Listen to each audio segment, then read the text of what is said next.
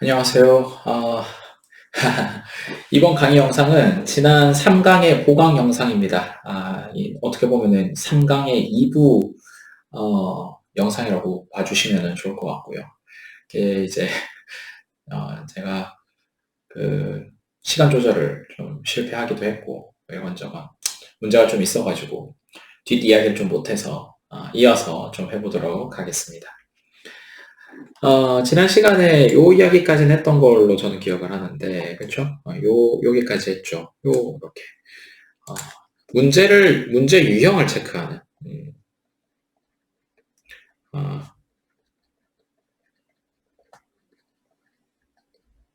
문제 유형을 체크하는 것까지는 저희가 이제 쭉 정리를 다 했던 걸로 기억을 합니다. 그래서, 문학 문제는 내용 일치 문제만 나온다는 거. 그리고 내용 일치 문제 중에서도 어떤 내용을 물어보는지를 확인하는 게 중요하다. 그래서 흐름을 물어보는 문제가 나오고 장면 구상 문제가 나오고 그리고 출제자의 의도와 해석의 방향을 물어보는 문제가 나온다. 흐름 물어보는 문제는 요 세 가지 유형으로 출제가 되고 그 중에서 좀 더 집중을 하시면 좋은 게 뭐다? 지문의 난이도가 높아졌을 때, 그쵸? 높아졌을 때 5개 선지가 장면을 물어보는, 장면으로 채워지는 문제가 나오는데, 이런 유형의 문제는 선지가 일정한 규칙과 질서를 따라서 순서대로, 그쵸? 여러분들이랑 같이 지문을 읽어가면서 지문의 중요한 부분들을 짚어주면서, 그쵸? 흐름상 특징을 확인하는 문제가 나올 거고, 그래서 뭐다? 이 가이드라인 역할을 하는 친구가 있다라고 했어요. 요거를 찍는 게 되게 중요합니다. 이게 왜냐하면 어쨌든 난이도가 높은 문제가 나왔을 때, 높은 지문이 나왔을 때 여러분들의 멘탈이 깨져요. 그러면서 완전히 이제 페이스가 무너지고 뒤에 이제 다른 지문들 풀 때, 다른 문제들 풀 때도 영향을 받는데 그런 부분들을 좀 극복할 수 있는 부분이라고 저는 생각을 합니다. 어떻게 보면 다른 친구들이랑 이제 상대적으로 훨씬 더 좋은 지점에서 시작을 할 수 있는, 그렇죠? 그런 거기도 하겠죠. 자, 그리고 두 번째 유형의 문제는 장면 구상 문제가 나온다고 했습니다. 장면 구상 문제는 장면 자체의 특성을 물어보는 문제고, 또 장면 나누기, 그러니까 지문 읽기에 있어서 장면 나누기의 실력을 좀 더 키울 수 있는 그런 문제다라고 했습니다. 그래서 문제 푸실 때 정석적인 접근 방법이 되게 중요하다라고 말씀드렸어요. 장면 전체를 확인을 하셔야 된다. 이게 되게 중요합니다. 그리고 세 번째, 출제자의 의도와 해석의 방향을 물어보는 문제. 이것도 사실은 매뉴얼이 좀 있는데, 요 이야기를 진행을 하려면 선지분석이라는 친구가 그때 깔려 있어야 돼가지고, 제가 그냥 유형만 쭉 이야기를 해드리고, 접근 방법은 이제 더 말씀을 못 드렸었는데, 이제 이야기를 한번 해볼까 합니다. 자, 이제 선지분석이라는 친구입니다. 사실 이 친구가 되게 강력한 능력을 가지고 있는 친구입니다. 선지 분석이라는 거. 이게 어떤 거냐면 선지를 분석하는 능력이에요. 마찬가지 선지를 분석을 하는 건데 여러분들 이거 디테일한 내용은 잘 모르시는데 또 해보라고 하면 잘하거든요.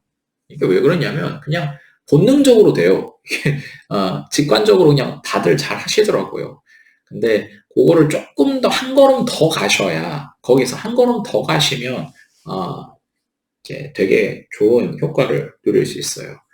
자, 보시면 선지를 읽을 때, 읽고 분석을 할 때 이런 거 주로 하시죠. 쭉 이렇게 읽다가 중간에 나눕니다. 슬러시 하고 나눕니다. 그렇죠?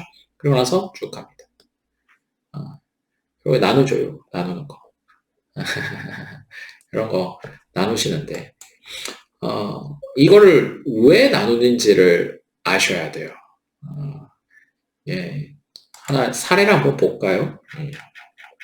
2018학년도 지문입니다. 제가 2018학년도 지문을 계속 이렇게 꺼내는 이유가 제 교재의 첫 회차가 2018학년도여서 그래요. 네. 아무튼 2018학년도로 봅시다. 그래서 보시면 가나의 공통점으로 가장 적절한 것은 이렇게 나와 있죠.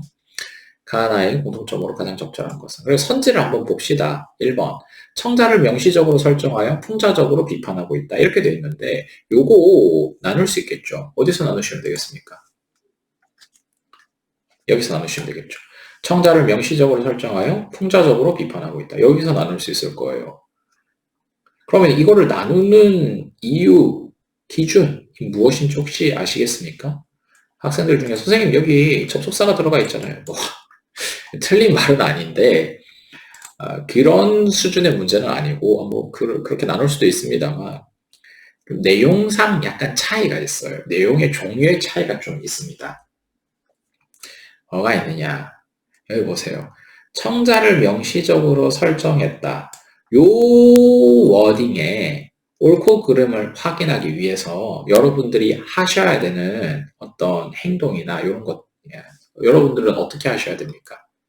요 가와 나라는 본문으로 돌아가셔서 뭘 하셔야 되냐면 텍스트를 확인하시면 됩니다. 그러니까 가와 나의 청자가 명시되어 있는지를 보면 되죠. 그리고 명시되어 있는지 아닌지는 뭘 보면 되는 겁니까? 그냥 글자만 보면 됩니다. 그렇죠? 글자만 보면 돼요. 그런데 풍자적으로 비판하고 있다라는 거는 어떤 겁니까? 글자만 봐서 확인할 수 있는 겁니까? 아니죠. 뭡니까? 텍스처를 봐야 됩니다. 어떤 차이가 있는지 아시겠어요? 이제 국어 선생님 주제 영어로 표현을 해서 죄송한데, 근데 이것만큼 이 차이를 확연하게 보여줄 수 있는 게 없더라고요. 이걸 좀 더 풀어서 말씀드리자면 이런 겁니다. 이렇게 나누는 것 중에 하나는 텍스트만 가지고 확인할 수 있는 부분입니다. 이건 뭐냐면 여러분들이 문학 본문으로 돌아가셔서 문학 본문에서 직접 눈으로 확인이 가능한 친구들입니다. 가능한 친구들. 요런 친구들. 텍스트만 봐도 답이 나오는 친구들. 요런 친구들. 저는 요런 친구들을 이제 앞으로 뭐라고 부를 거냐면 관찰 블록이라고 부를 겁니다. 이게 뭐 정식 명칭은 아니에요. 그냥 제가 이름 붙인 겁니다. 관찰 블록이라고 부를 겁니다. 약간 직관적으로 다가오시죠. 눈으로 관찰만 해도 그 옳고 그름을 판단할 수 있는 부분인 겁니다. 자, 그러면 다른 부분은 뭘까요? 요거는 아까 보여드렸듯이 textual, 맥락을 봐야 되는 거예요. 그러니까 이게 뭐냐면 문학 작품에서 직접적으로 확인이 가능할 때도 있습니다. 직접적으로 확인이 가능할 때도 있는데 간접적으로도 확인을 해야 되는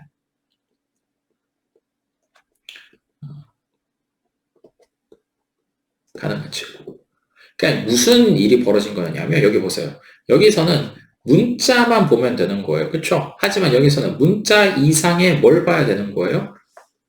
의미가 덧붙여져 있거나 감상을 해야 되거나 하는 거예요. 이 차이가 좀 있는 겁니다. 그래서 저는 이 친구를 뭐라고 부를 거냐면 해석 블럭이라고 부를 겁니다. 이해되시죠? 그러니까 여기 보세요. 다시 한 번 더 볼까요? 여기 보시면 청자를 명시적으로 설정하여, 이거는 뭡니까? 청자가 명시적으로 설정되어 있는지 눈으로 보면 되는 부분이죠. 그래서 텍스트로만 확인이 가능한 부분이기 때문에 뭐다? 관찰이다 라고 볼 수 있고, 풍자적으로 비판하고 있다. 물론 이 풍자라는 게 워낙 유명한 표현법 중에 하나다 보니까 그냥 눈으로 봐도 보인다고 느낄 수는 있어요. 그런데 본질상 어떻습니까? 본질상 맥락을 통해서 의미가 좀 들어가 줘야 되는 거잖아요. 그렇죠? 그냥 텍스트만 가지고 만들어지는 게 풍자는 아니잖아요. 그렇지 않습니까? 그래서 의미가 어떤 방식으로든 이렇게 한 스푼, 두 스푼이라도 얹어지는 순간 이건 뭐가 되는 거예요? 해석이 되는 거예요. 요거를 구분을 할 수 있어야 됩니다. 솔직히 조금 어려울 수도 있습니다만 하다 보면 되거든요. 요거는 구분이 됩니다. 그래서 이 두 개를 구분할 수 있어야 됩니다. 이게 이 몇몇 친구들 중에서 약간 약간 그 타성에 젖어가지고 앞에는 무조건 관찰이고 뒤에는 무조건 해석이다. 이런 식으로 접근하시는 분들도 계신데 아닙니다. 이거 두 개 제가 여기 뒤에 블록이라는 말을 붙였잖아요. 이게 왜 그러냐면 레고 블록으로 막 조합을 하듯이 이게 조합이 될 수 있어요. 요 이야기 제가 좀 이따 드릴 텐데, 일단은 관찰 블록이라는 친구가 있고 해석 블록이라는 친구가 있습니다. 그래서 선지 분석을 해서 텍스트만 가지고 옳고 그름을 판단할 수 있는 부분과 텍스처, 그러니까 맥락을 통해서 의미가 추가되거나 감상이 들어가 있는 부분들이 있는지 없는지를 두 개를 구분을 해서 분석을 해주시는 게 필요합니다. 이게 왜 필요하냐? 지금 앞서 저희가 문제 유형 체크한 거 있죠. 문제 유형에 따라서 이 선지의 답으로 작동을 하는 애들이 정해져 있어요. 그래서 이렇게 선지 분석을 했을 때 각 유형에서 답을 어떻게 찾아가야 되는지 견적이 되게 정확하게 딱 잡힙니다. 그래서 그래요. 그래서 중요합니다. 자, 잘 보세요. 흐름 물어보는 문제를 풀고 있다라고 한번 상상을 해봅시다. 가정을 해봅시다. 흐름 물어보는 문제는 무엇을 물어보는 친구입니까? 장면과 장면의 연결고리를 물어보고 싶은 거죠. 확인하고 싶은 거죠. 그러면 보세요. 연결고리는 우리가 의미를 덧붙여야만 볼 수 있는 겁니까? 감상을 해야만 볼 수 있는 겁니까? 아니면 그냥 장면과 장면이 어떻게 연결되는지만 보면 확인할 수 있는 겁니까? 장면과 장면이 어떻게 연결되는지만 확인하면은 답이 나오겠죠. 그러니까 흐름 물어보는 문제에서는 어디에서만 답이 나오겠어요? 관찰 블록에서만 답이 나옵니다. 이게 되게 중요합니다. 흐름 물어보는 문제에서는 관찰 블록에서만 뭐가 나올 거다? 정답의 근거가 확정이 될 거예요. 그러니까 거꾸로 말하면 뭐예요? 이게 내가 유형 분석을 했는데 흐름 물어보는 문제인데 선지 분석을 했고 해석 블록이 아리까리하다. 그러면 그 해석 블록이 아리까리한 것 때문에 내가 이 혼란스러워할 필요가 있다 없다? 없다는 거예요. 이게 흐름 물어보는 문제라고 유형이 분석이 됐다면 오케이? 어디에서만 답이 나올 거다? 관찰 블록에서만 답이 나올 거다. 그러니까 헤맬 필요 없이 무조건 관찰해서 답을 찾으면 되는 겁니다. 깔끔하죠? 이게요 되게 강력합니다. 왜냐하면 문학을 어려워하거나 문학에서 시간이 되게 많이 소요가 되는 가장 큰 이유가 해석 블록을 괜히 갖고 고민을 하다가 시간이 가는 거예요. 체력도 가고. 왜? 나는 그렇게 안 느껴지거든. 이해됐어요? 의미나 감상이 추가되는 부분에 있어서 여러분들의 어떤 개인적인 어떤 느낌과 감상이 해석에 섞여 들어가면서 여러분들을 고민하게 만들고 힘들게 만드는 거예요. 근데 사실은 흐름 물어보는 문제에서는 해석을 고민할 필요가 없거든요. 이해됐어요? 이게 되게 중요합니다. 오케이. 그리고 또 넘어가 봅시다. 장면 구상 문제. 장면 구상 문제에서는 어디에서 답이 나올까요? 마찬가지입니다. 관찰 블록에서만 나옵니다. 아주 좋죠. 아주 좋죠. 마찬가지입니다. 관찰 블록에서만 나옵니다. 왜? 장면 그 자체의 특징만 물어보기 때문에 그렇죠? 해석 블록에서 답이 나올 수가 없습니다. 그냥 장면만 그리면 됩니다. 깔끔하죠? 그러면 이런 질문 하겠죠. 선생님, 해석 블록은 도대체 어디다 써먹어요? 어디다 써먹겠어요? 한 군데 남았죠? 어디 있습니까? 여기서 써먹습니다. 출제자의 의도와 해석의 방향을 물어보는 문제에서만 무엇을 가지고 해석 블록을 가지고 장난질을 칠 겁니다. 하지만 이 또한 사실상 무엇에 가깝다? 관찰에 가깝습니다. 왜? 이게 의미와 감상을 덧붙여주는 친구잖아요. 그런데 이거를 사실은 사람마다 독자마다 의미를 부여하는 방식이 다를 수 있고 느끼는 바가 다를 수 있잖아요. 근데 그거 가지고 답을 만들 수 있겠습니까? 없습니까? 없습니다. 그러니까 하나의 기준을 갖다 줘야 돼요. 근데 그 기준이 어디 있겠어요? 여기 있습니다. 이해되시죠? 그러니까 사실상 이 해석 블록은 어디에서 관찰해서 답을 찾아야 되는 겁니까? 보기에서 혹은 추가 비문학 지문에서 보기나 아니면 추가 비문학 지문에서 뭐 하시는 겁니까? 관찰하시면 답이 나오는 겁니다. 깔끔하죠? 어, 이게 역으로 생각하면 보기나 추가 지문에서 언급되지 않은 워딩으로 해석 블럭을 구성하고 있다면 그거는 뭐예요? 지문을 안 읽어도 답이 나오겠죠. 하나만 볼까요? 2018학년도 수능 기출입니다. 마지막 그 현대소설에서 아주 전형적인 문제가 있어서 보시면 현대소설에 여기 보시면 관촌수필이라는 그렇죠? 현대소설의 작품입니다. 여기에 딸려있는 보기 형태 문제 한번 볼게요. 여기 보시면 보기를 참고하여 윗글을 감상한 내용으로 적절하지 않은 것은 유형 분석 먼저 하시면은 출제자의 의도와 해석의 방향을 물어보는 문제죠. 자, 이런 유형의 문제에서 이건 전형적인 문제니까 일단 요 보기가 해석입니다. 해석인데 여기서 언급되지 않은 워딩으로 해석 블럭을 채우고 있는지 아닌지 보시면 되거든요. 한번 볼게요.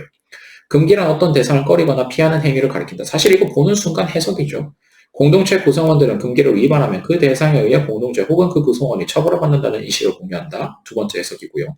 일반적으로 금기를 설정하는 근본적 이유는 알려지지 않지만 금기와 그 대상에 대한 추측은 구전의 방식을 통해 은밀하게 전파되어 구성원들 간에 회자된다. 세 번째.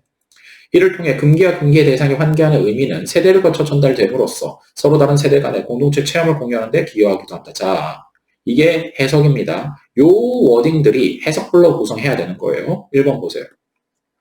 짜그락거리는 쪼무레기들을 말리던 어른들이 그 이유를 이렇다하게 내놓지 못하는 눈치가 역연하였던 것은 관찰. 관찰이겠죠. 누가 봐도. 그쵸? 본문에 가셔가지고 확인하시면 됩니다. 자, 근데 해석을 보셔야 돼요. 금기가 설정된 근본적 이유가 알려지지 않았기 때문이겠군. 여기 보세요. 금기가 설정된 근본적 이유가 알려지지 않았기 때문이겠군. 이거를 관찰로 풀 수도 있어요, 사실은. 그런데 문제의 유형과 출제자의 의도를 생각을 했을 때는 이거는 단순히 관찰로만 풀 게 아니라 보기에서 언급되어 있는 해석의 워딩이랑 연관을 시켜줘야 되는 거예요. 보시면 금기가 설정된 근본적 이유가 알려지지 않았다고 되어 있는데 이 워딩이 어디 있습니까? 위에서 네 번째 줄 그대로 있죠. 금기를 설정하는 근본적 이유는 알려지지 않았다. 어때요? 똑같은 워딩으로 사실상 채우고 있어요. 이게 기본 원리인 거예요. 오케이? 그러면 여기서 언급되지 않은 워딩으로 해석 블록을 채우고 있으면 그게 뭐겠어요? 적절하지 않은 게 되겠죠. 어때요? 되게 쉽죠? 확인 한번 해봅시다. 쭉 가볼게요. 늙음하게 아낙네들이 아이들에게 도깨비풀에 손가락질하면 도깨비가 쫓아온다고 말하는 것은 관찰이겠죠. 공동체 금기를 서로 다른 세대가 공유하는 장면이라고 할 수 있겠고 마찬가지. 이게 해석인데 어디 있습니까? 서로 다른 세대 간의 공동체 체험을 공유하는 데 기여한다. 여기 나오잖아요. 보이세요? 깔끔하죠? 자, 그러면 3번. 그네들이 낮춘말로 도깨비들이 벌거벗고 산다라고 귀띔을 해주는 행위는 관찰. 구전의 방식을 통해 금기의 대상에 대한 추측이 은밀하게 전파되는 정황을 보여주는 것이겠군. 해석인데 어디 있습니까? 구전의 방식을 통해 은밀하게 전파되어 회자된다까지. 네, 똑같죠. 자, 4번. 이게 답이거든요. 한번 보세요. 혹시 이제 한번 혼자 해보시고 싶은 분들은 잠깐 멈추시고 수술 한번 해보세요. 자, 갑니다. 아무리 무더워도 핑계를 대고 마실 마당에서 일찍 물러나곤 한 것은 관찰입니다. 관찰은 본문 가서 확인하시면 그냥 해결이 되는 거예요. 자, 해석입니다. 금기를 위반한 나가 자신에게 닥칠 어른들의 처벌이 두려워서 한 행동이겠군 이라고 되어 있는데 자, 이거랑 비슷한 워딩이 있어요. 어디냐면 두 번째 문장입니다. 공동체 구성원들은 금기를 위반하면 그 대상에 의해 공동체 혹은 그 구성원이 처벌을 받는다는 인식을 공유한다라고 되어 있어요. 자, 잘 보세요. 이게 그냥 아무 생각 없이 보면 똑같은 말이라고 생각할 수 있어요. 근데 문장을 좀 제대로 읽는 친구라면 완전히 다른 내용이라는 거를 정확하게 캐치할 수 있을 겁니다. 어디에서? 여기 보세요. 지금 본문에서, 그러니까 본문이란 보기에서는 뭐라고 나오냐면 공동체 구성원들은 금기를 위반하면 그 대상에 의해 공동체 혹은 그 구성원이 처벌을 받는다라고 이야기를 하고 있어요. 그러니까 처벌의 주체가 누굽니까? 금기입니다. 금기가 처벌을 하는 거예요. 그리고 금기가 처벌을 하기 때문에 그렇죠? 공동체 혹은 그 구성원이 그 처벌을 두려워할 수 있겠죠. 자, 근데 지금 4번 선지의 해석 블록에서는 누가 처벌을 한다고 되어 있습니까? 어른들이 처벌을 한다고 되어 있어요. 보이세요? 여기서는 금기의 대상이 처벌을 한다고 돼 있어요. 그런데 4번 선지의 해석 블록에서는 누가 처벌을 한다고 돼 있어요? 금기의 대상이 처벌을 하는 게 아니라 어른들이 처벌을 한다고 돼 있죠. 공동체 구성원이 처벌을 한다고 돼 있어요. 그러니까 어때요? 완전히 다른 이야기를 하고 있는 겁니다. 그러니까 이게 뭐예요? 4번이 답이 되겠죠. 재밌지 않습니까? 그러니까 이게 사실 어떻게 보면 테크니컬하게 문제를 풀어야 된다, 풀 수 있다라고 이야기를 하시는 분들의 아주 핵심적인 이 뭐라고 할까요? 시작점? 이 사실은 이렇게 문제를 푸는 데서 나오는 거거든요. 여기 보세요. 저희가 지금 지문 읽었어요? 안 읽었어요? 안 읽었어요. 안 읽었는데 답이 나온다고. 그러니까 지문 안 읽어도 답을 풀 수 있는 테크니컬한 방법은 존재해요. 근데 이게 그래요. 제가 이렇게 보여드리긴 했지만 이게 좋은 방법은 아니에요. 이해되시죠? 이게 진짜 실력을 기르는 데는 좋은 방법은 아니고 그냥 제가 문제가 출제되는 원리와 그 원리를 꿰뚫으면은 대응할 수 있는 모습을 보여드린 거예요. 그냥. 그러니까 그냥 이런 것만 참고를 하시고 참고를 하셨으면 좋겠고 막 여기에 눈 돌아가가지고 막 이렇게 할 수 있겠구나 이렇게 하시는 거 아니에요. 그냥 참고만 하세요. 이렇게 하면 답이 나오는 거예요. 예, 재밌죠? 요런 유형의 문제가 확률적으로 한 4개 정도 나온다고 보면 4개 중에 3개 정도는 4개 중에 3개 그러니까 한 75% 정도 되는 거죠. 요 정도는 이렇게 나옵니다. 그러니까 보기와 추가 이 비문학 지문의 워딩이 해석으로 채워져 있을 때 이럴 때는 보기 관찰만 해가지고 지문을 안 읽어도 제대로 안 읽어도 답이 나오는 케이스가 생각보다 많습니다. 근데 보시면 아시겠지만 여기 보세요. 이게 중요해요. 지금 4분의 3, 75%만 이렇게 할 수 있다는 말이에요. 그럼 나머지 4분의 1은 어디서 나오겠어요? 관찰에서 나옵니다. 이게 사실은 완전 함정이에요. 4분의 1은 어디서 나온다? 보기가 뭐예요? 해석의 워딩으로 채워져 있는 게 아니라 관찰로 채워져 있어요. 이런 경우에는 여러분들이 어때요? 본문을 안 읽고서는 절대로 문제를 풀 수 없습니다. 그리고 약간 느낌이 오셨겠지만 이런 유형의 문제가 나오면 이게 뭐예요? 상위권들을 변별하는 문제 역할을 합니다. 이해됐어요? 이게 그래서 제가 이런 유형의 문제 때문에 제가 가르치는 학생들에게 보기를 먼저 읽고 지문을 읽는 게 조금 위험할 수 있다라고 항상 이야기를 하는 이유가 여기에 있습니다. 이게 보시면 아시겠지만 이 보기만 보고서도 답이 나오는 요런 케이스는 보기를 읽었을 때 보기를 먼저 읽었을 때 지문을 읽는 데 도움이 됩니다. 그래서 보기를 먼저 읽고 지문을 읽어도 돼요. 아주 높은 확률로. 그런데 이런 유형의 문제를 풀 때는 보기가 관찰로 채워져 있을 때는 보기를 먼저 읽잖아요. 그러면 지문을 읽을 때 방해가 될 때가 있어요. 근데 이거를 학생들의 수준에서 그냥 보기만 딱 읽고 이게 관찰이니 해석이니 판단하는 게 쉽지가 않습니다. 정말 극상위권이 아니면 사실은 판단하기가 훈련이 안 돼 있으면 훈련이 안 돼 있으면 잘 판단을 할 수가 없어요. 그래서 미리 읽었을 때 도움이 되는 게 있고 미리 읽었을 때 오히려 여러분들을 혼란스럽게 하는 것들이 좀 있는데 굳이 미리 고생을 하실 필요가 없는 거예요. 제가 보기에는. 그냥 그래 순서대로 하셔도 괜찮은데 왜 굳이 그러시냐 이런 거죠. 아무튼 이해가 되시죠? 제가 그래서 이렇게 하는 겁니다. 자, 그러면 요 정도 이렇게 준비가 좀 됐으면 이제 뭘 볼 수 있냐면 우리가 지금 여기 장면 구상 문제 푸는 가이드라인 잡았던 것처럼 매뉴얼 잡았던 것처럼 보기 문제 풀 때도 여러분들이 몇 가지 매뉴얼을 잡을 수가 있습니다. 어떻게 하셔야 되느냐? 보세요. 이제 용량이 딱 떨어질 거예요. 제일 먼저 뭘 하셔야 되겠어요? 제일 먼저 보기의 워딩이, 그쵸? 보기의 워딩이 관찰인지 해석인지를 판단을 먼저 하셔야겠죠? 그쵸? 관찰인지 해석인지 먼저 판단을 하셔야 됩니다. 그리고 나서 선지 분석을 하면서 관찰 블럭을 체크를 하실 텐데, 관찰 블럭을 체크를 하시면 이건 어디서 확인하셔야 되는 겁니까? 문학 본문으로 돌아가셔서 확인을 하셔야 되고, 세 번째, 해석 블럭이 존재한다면, 그쵸? 그러면 이제 이렇게 결정이 된 거겠죠? 보기에 해석이 있는 거겠죠? 보기에 해석이 있으면 해석 블럭이 있을 거거든요? 그러면 뭘 하시면 되는 겁니까? 보기나 추가 비문학 지문에서 이게 있는지 없는지 확인을 하셔야 됩니다. 그리고 일반적인 수준에서는 이 정도만 하시면 어느 정도 견적이 나와요. 아까 전에 저랑 같이 하나 사례 봤던 것처럼.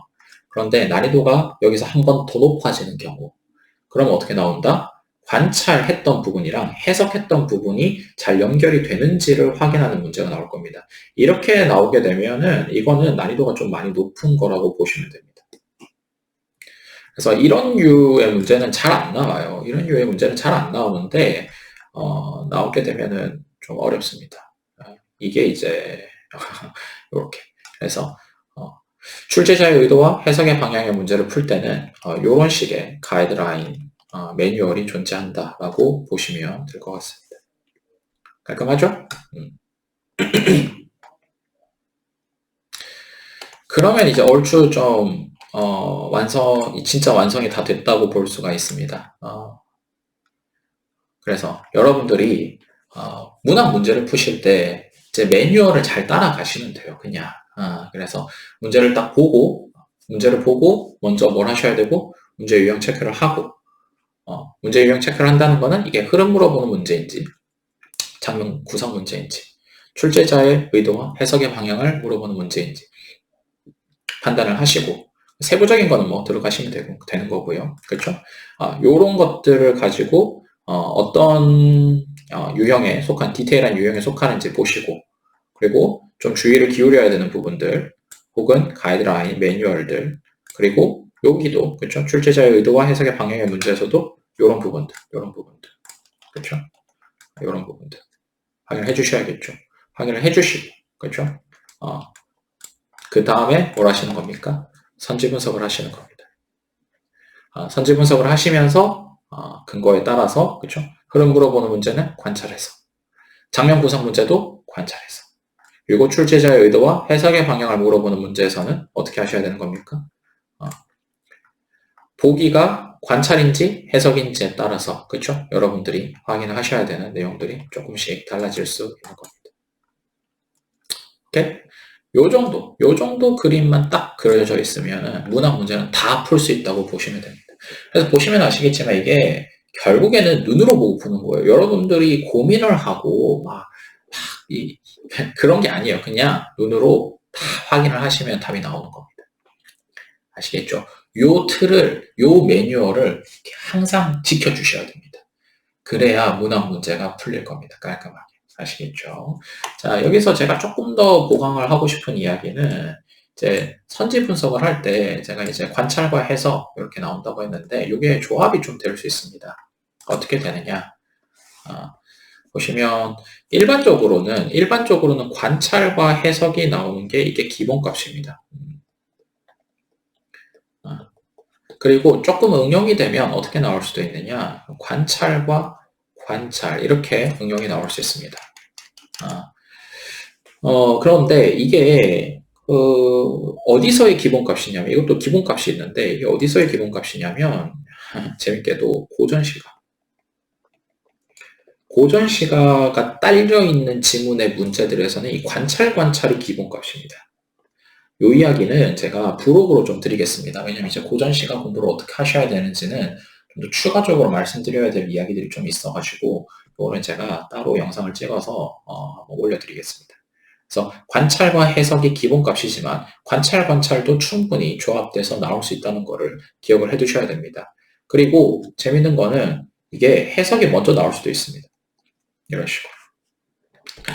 학생들 중에서 너무 아무 생각 없이 타성에 젖어서 관찰과 해석이 기본이지 라고 하면서 그냥 마구잡이로 하실 수 있는데 그렇지 않습니다.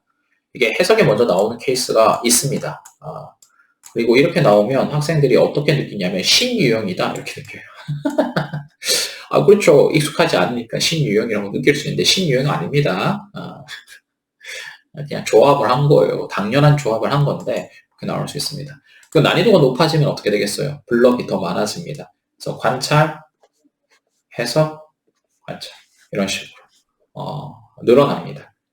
특히 이렇게 중간에 이렇게 변형을 주는 이런 부분들 진짜 조심하셔야 되는데 왜 그러냐면 대부분 이게 두 개라고 생각을 해요. 관찰, 해석, 해석, 관찰, 관찰, 뭐 해석, 관찰 이런 식으로. 그러니까 이렇게 나왔을 때도 아무런 생각 없이 그냥 이렇게 이 두 개를 한꺼번에 그냥 이제 분석을 할 때가 있거든요. 그렇게 되면 어떤 일이 벌어지겠어요? 이거 이제 해석으로 접근을 하게 되면 관찰이 미스가 나겠죠. 그리고 이거를 관찰로 접근하게 되면 해석이 미스가 날 거예요. 이렇게 되면은 진짜 운이 좋아서 답을 맞출 수는 있는데 비슷한 게 나왔을 때 이제 틀릴 수도 있습니다. 기복이 생기는 거죠. 기복이 생기죠. 그래서 이런 부분들을 좀 조심하셔야 되고 그래서 이제 혹시 매뉴얼을 다 따랐는데 그러니까 보세요. 유형 체크를 제대로 했고 선지 분석도 제대로 했어. 그래서 답을 찾으려고 했는데 한 번에 답이 잘 안 나와. 그러면 아주 높은 확률로 선지 분석을 좀 더 정교하게 해주시면 이런 식으로 선지 분석을 좀 더 정교하게 해주시면 아주 높은 확률로 문제가 해결될 가능성이 높습니다. 여기 기억을 해두세요. 뭐 물론 이제 그 제가 이제 실전 분석을 이렇게 들어가다 보면 중간중간에 이제 함정 문제나 응용이 되는 부분들이나 이런 것들을 제가 더 적용해서 말씀드리겠지만 뭐 큼지막하게 지금 시점에서 큼지막하게 드릴 수 있는 팁 중에 하나는 이겁니다. 아주 높은 확률로 이제 선지 분석을 조금 더 정교하게 해주시면 아주 높은 확률로 막혔던 문제가 풀리는 케이스가 많을 겁니다. 그래서 이런 거 한번 참고를 해두시면 좋겠다.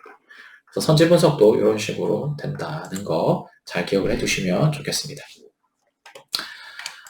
네. 이렇게 하면은 이제 문학 공부에 대한 이론적인 이야기들이 다 마무리가 됐다고 볼 수가 있습니다. 그래서 지문 읽는 법도 제가 말씀드렸고, 그리고 문제 유형을 분석하는 거, 그리고 선지 분석하는 거, 그 유형 체크를 하고 선지 분석한 것들을 연계해가지고 어떻게 답을 찾아가셔야 되는지, 가이드라인까지 매뉴얼, 좀 더 디테일한 매뉴얼까지 제가 다 말씀드렸죠. 요걸 바탕으로, 이제 하시면은, 다 해결이 되실 거라고, 저는 감히 말씀드릴 수 있습니다. 그래서, 보시면 아시겠지만, 그냥, 기계처럼 중간 이런 과정들을, 프로세스들을 그냥 지켜주시면 자연스럽게 답이 나옵니다. 그러니까, 너무, 당장에 답이 안 나온다라고 느껴지신다면, 자기의 그 중간 과정들, 그 프로세스들을 좀 하나하나 좀 살펴봐 주시면, 돌이켜봐 주시면 아마 이 펑크가 난 부분들이 있을 거고 그걸 이제 채우면 답이 나올 겁니다. 기계적인 부분이에요. 그러니까 너무 걱정하지 마세요. 아시겠죠? 이거는 재능으로 하는 게 아닙니다. 이 정해진 틀에 맞춰서 차근차근 맞춰가 주시면은 다 할 수 있는 부분입니다.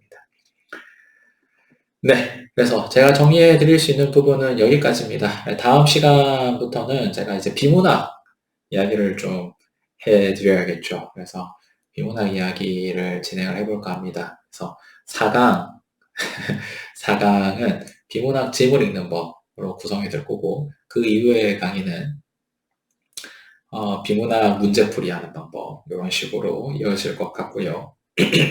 제가 아까 말씀드렸던 고전 시가 공부하는 방법은 좀 추가로 말씀드려야 되는 부분들이 있어서 그거는 제가 제 블로그로 영상을 좀 추가로 찍어서 이후에 개론 강의 이후에 좀 더 말씀을 드려볼까 합니다. 그래요. 오늘 강의는 여기까지 하고요. 혹시 궁금하신 부분들, 질문거리 있으시면 밑에 댓글 남겨주시면 되고 혹시 좀 더 자세한 상담을 원하시면 밑에 이제 오픈 카톡 상담 카톡방이 있거든요. 그쪽으로 링크 이제 남겨놓을 테니까 그쪽으로 연락을 주시면 될 것 같습니다. 네. 오늘 강의는 여기까지 하도록 하겠습니다. 감사합니다. 다음 시간에 뵙도록 하겠습니다.